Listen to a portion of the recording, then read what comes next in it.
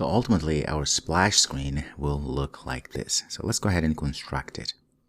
So let's go and get rid of splash screen. I can get rid of all of these other files. For now, at least. So we don't want just to have a text like this. We want something more elaborate. Okay? So I'm going to go ahead and create a surface here. And pass our modifier. Start with a padding. Modifier padding. Let's just start typing padding like this. I can give an all-around modifier or padding of about 15 dp. I import dp. Oh, I need to say modifier. Didn't add the modifier. Alright, there we go. And then I'm going to say size. The whole size, I want it to be, let's just say 330.dp.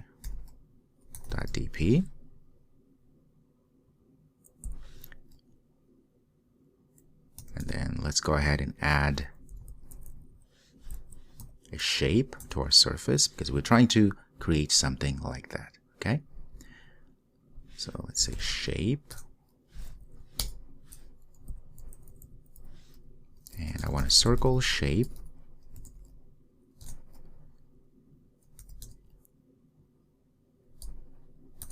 Let's give a color, and let's say color that white as such.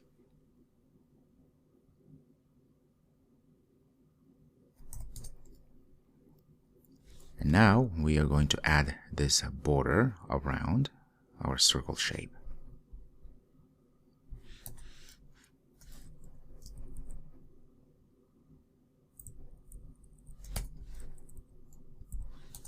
Okay, so border, I want a border stroke.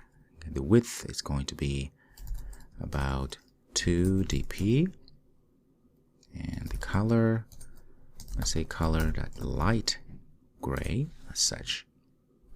Okay, so making good progress here. And inside, let me just put this new line. And now inside, I'm going to add a column inside of our structure here, surface. Let's go ahead and also get rid of this redundant qualifier there. Here, I'm going to put a column. And let's also say modifier. Padding of about 1 dp. Okay.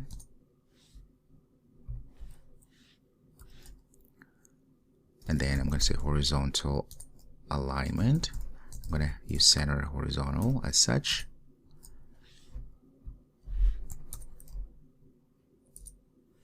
Okay. And I want the vertical arrangement to say center, or to be center like this. And then we have our column scope. So the idea is we are going to add this text and that as well. And while we're here, because we are inside of a composable, we can just go ahead and add the preview real quick here. And in this case, we're going to have an issue here because we can't have, if you have an over, it's going to say preview is going to work with non-default parameters. Okay, so it's okay. For now, I'm just going to go ahead and actually instantiate a new or a nav controller as such, and pass it in the context, and I can say local context.current. Okay, we're not going to use that. It's just so that we are able to see something in our preview. Let's go ahead and wait until it initializes, and hopefully let's go and rebuild all of that. Okay, you can see we have a very large circle there. That's really good, and there is indeed that very nice border stroke there. Okay, it's good. It's looking good. So now we are going to add the text, which means these two texts here. Now this is just branding. Of course, you can put your own text and colors and so forth, but this is what we have right now.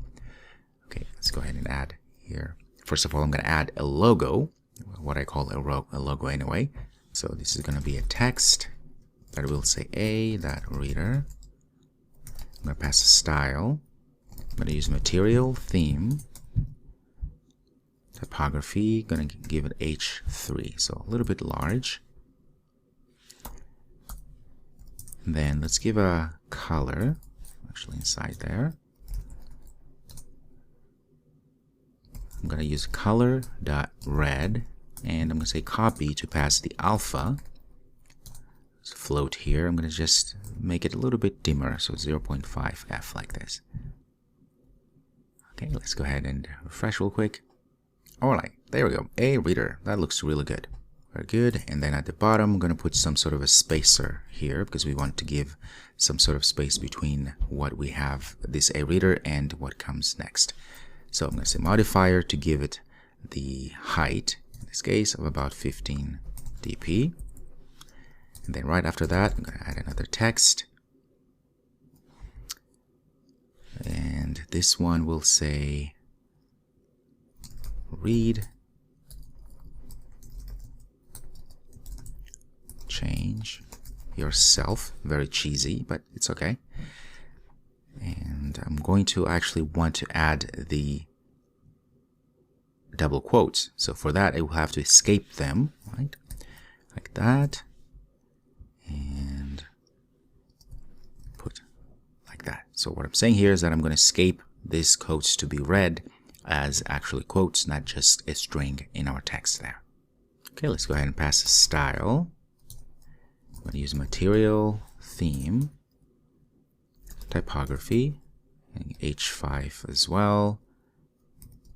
And let's give it color light gray.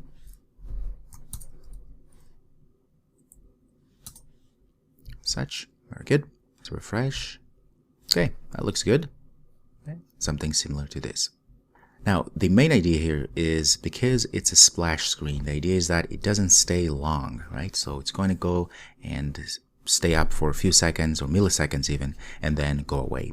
But as that happens, we want to see that nice animation of perhaps it's growing a little bit and then contracts, right? And then goes to the next screen. So that's what we're going to be doing in the next video.